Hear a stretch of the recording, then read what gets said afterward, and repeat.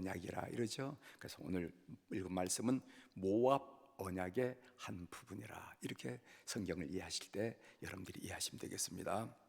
모세는 세겜을 중심으로 사이에 두고 남쪽에 위치한 그리심 산에는 축복을, 그리고 북쪽에 위치한 에발산에는 저주를 선포하라 이렇게 명령을 했습니다. 그리고 이스라엘 백성들은 복과 저주를 선포하기 위해서 그리심 산에는 어느 지파를 배치했는가 하면은 시므온, 르위, 유다, 이사갈, 요셉, 베냐민, 그리고 에발산에는 루벤, 스불론, 갓, 아셀, 단, 납달리 지파를 그렇게 배치하고 서도로 그렇게 했습니다. 오늘 우리가 본문을 보면은 12가지의 저주가 나옵니다. 12가지 저주. 이 사람들이 이 저주를 선언하게 되면 백성들은 아멘 하고 화답하라 이렇게 얘기했습니다. 아멘이 무슨 뜻인지 알죠? 아멘, 그것은 진실로 그렇습니다, 그렇게 되기를 바랍니다.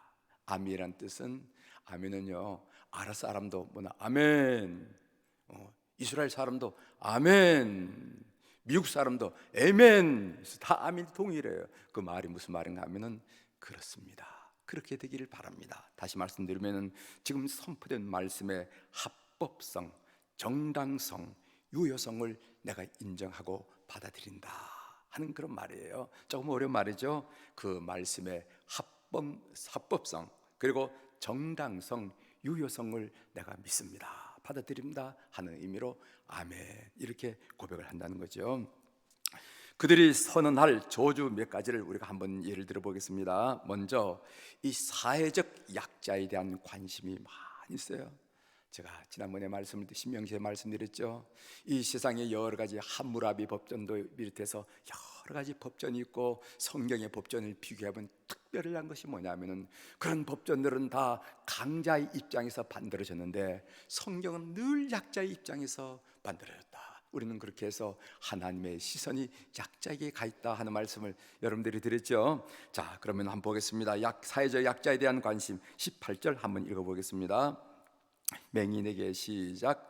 맹인에게 길을 잃게 하는 자는 저주를 받을 것이라 할 것이요 모든 백성은 아멘 할지니라. 19절 이어보겠습니다. 객이나 객은 나그네를 말하죠. 시작. 객이나 고아나 과부의 송사를 억울하게 하는 자는 저주를 받으라 할 것이라 할 것이요 모든 백성은 아멘 할지니라 하면서 사회적 약자를 배려하는 규정이 나옵니다. 그 다음에 또 12가지 중에서 10계명 제7계명인 간음하는 것과 관련해서 말씀이 20절부터 23절에 나오는데 20절에 보면은 아버지의 아내, 이 아버지의 아내는 것은 새어머니가 되겠죠. 새어머니와 동침하는 자. 그 다음에 21절에는 짐승과 고교합하는 자, 이건 수간이라고 그랬죠. 그 다음에 22절은 누이와 동침하는 자. 그 다음에 23절은 장모와 동침하는 자. 이런데 우리 23절 한번 읽어보겠습니다. 장모와 시작. 장모와 동침하는 자는 저주를 받을 것이라 할 것이요 모든 백성은 아멘 할지니라 이렇게 얘기했습니다. 그런데 이 선포를 훗날 어디서 했는지 아십니까?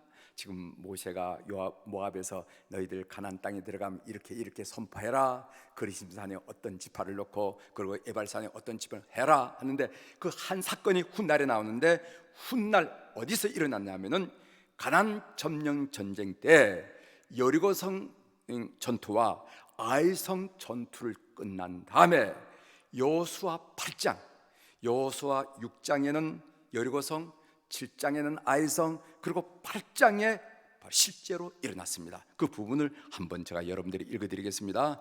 여호수아 8장 33절입니다. 온 이스라엘과 그 장로들과 관리들과 재판장들과 본토인뿐 아니라 이방인까지 여호와의 언약궤를 맨 예루살렘 제사장들 앞에서 궤의 좌우에 서서 절반은 그리심산 앞에 절반은 에발산 앞에 섰으니 이는 전에 여호와의 종 모세가 이스라엘 백성에게 축복하라고 명령한 대로 함이니라. 그래요. 오늘 이 선포를 어디서 하냐면은 여리고성 전투를 끝나고 그리고 아이성 전투를 끝난 여호수아 8장에서 이 선포를 합니다. 여러분 한번 생각해 보십시오. 여러분 상상해 보십시오. 여리고성 전투는 난공불락의 성이었지만은 하나님의 말씀에 순종해서 손 하나 까닥하지 않고 승리한 전투지요. 아시죠? 그런데 반면 아이성 전투는 아주 작은 성이어서 다 갈 필요도 없다, 밑사람만 가라 라고 말할 수 있는 아주 작은 성이었지만은 하나님 말씀에 불순종했기 때문에 패배한 전투이죠. 그렇게 여러분 배우셨죠? 그렇게 아실 거예요. 여러분 얼마나 실제적이고 얼마나 현실적이고 얼마나 충격적이었을까요? 얼마나 의미심장했겠습니까? 그 백성들이 고개를 끄덕거리고 이렇게 인정하지 않았겠어요? 그렇구나. 하나님 말씀에 순종하면은 지는 것 같지만 이기고 축복받는 거고, 하나님 말씀에 불순종하면은 이길 것 같지만은 지고 저주받는구나 하면서 고개를 끄덕거리면서 손판 말씀으로 아멘으로 해답했을까요? 안 했을까요? 저는 그렇게 느껴지더라고요. 이걸 왜 여호수아 8장에 했을까? 여리고성 전투를 끝내고 아이성 전투를 끝내고 그들 앞에서 선포했는데 많은 이스라엘 백성들은 고개를 끄덕거리면서 그렇지 하나님 말씀에 순종하면 지는 것 같지만 이기는 것이고, 하나님 말씀에 불순종하면 충분히 넉넉히 이길 것 같지만 지는 것이지 하면서 그들의 경험에 따라서 고백했으리라, 이렇게 봅니다. 사랑하는 교회 여러분, 꼭 기억하십시오. 인생이란 누가 뭐라고 하든 하나님 말씀에 순종하면 축복이고 하나님 말씀에 불순종하면 저주임을 믿는 우리 사랑하는 성도들이 되기를 주의 이름으로 축원합니다. 그냥 들은 것으로 끝나지 말고 오늘 이 말씀을 여러분 삶에 적용하게 주시길 바랍니다. 그럼에도 불구하고 인간은 하나님 말씀에 불순종하는 삶을 삽니다. 순종하는 삶을 살기가 참 어려워요. 의도하든 의도하지 않든 불순종합니다. 그래서 인간은 저주의 대상이에요. 이게 인간의 실존이고 이게 우리 그리스도인의 실존이라는 것입니다. 그럼 우리는 어떻게 이 문제를 풀고 해결해야 될까요? 성경이 우리에게 가르친 말씀인데 회개하라는 것입니다. 그래서 요한일서 1장 9절에 보면은 만일 우리가 우리 죄를 자백하면 그는 미쁘시고 의로사 우리 죄를 사하시며 우리를 모든 불의에서 깨끗하게 하실 것이요, 이렇게 말씀하셨잖아요. 그냥 죄를 자백한다고 용서받을 수 있을까요? 용서받을 수가 있습니다. 어떻게 그런 일이 일어날 수 있을까요? 그런 일이 일어납니다. 왜냐하면 이것은 신실하시고 미쁘신 하나님의 약속이기 때문에 그렇습니다. 이 이치를 이런 식으로 설명하면 여러분들의 이해에 도움이 될지 몰라서 다시 한번 여러분들에게 설명을 드립니다. 우리 인간들이 삶을 사는 것을 인간관계를 맺고 사는데 모든 인간관계를 부자관계, 아버지와 아들 관계, 그리고 이해관계 이렇게 분류할 수 있을 거예요. 부자관계의 특징은 사랑이 중심이 되고 중요합니다. 그리고 이해관계의 중심은 계산이 중요하고 계산이 중심이 있습니다. 자, 부자관계를 한번 설명을 드리겠어요. 아들이 아버지의 돈을 빌려서 사업을 시작했다가 쫄딱 망했습니다. 경험 없는 아들이 사업을 하다 보니까 쫄딱 망하지 않겠어요?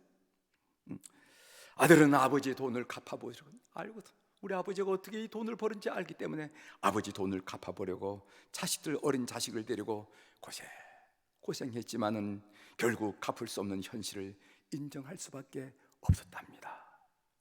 어느 날 아버지 죄송합니다. 아버지께서 빌려주신 돈 몽땅 잃고 말았습니다. 아버지 잘못했어요. 아버지 충고 드려야 될 텐데 아버지 충고 안 듣고 제 잘났다고 한 거 잘못했습니다. 그러면은 아버지가 어떤 반응을 보일까요? 제가 상상하기는 그렇게 됐으면은 어서 집으로 돌아와야지. 그 어린 자식들 데리고 왜 그런 고생을 했어 이놈아?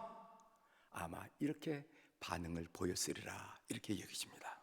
이게 부자관계의 특징이에요. 자, 반면 이해관계를 한번 설명해 보겠습니다. 친구의 돈을 빌려서 사업을 시작하다가 쫄딱 망했습니다. 어느 날 친구를 찾아가서 미안하네, 나 용서해 주게나 이렇게 빌었어요. 그러면은 돈을 빌려준 친구가 어떤 반응을 보였을까요?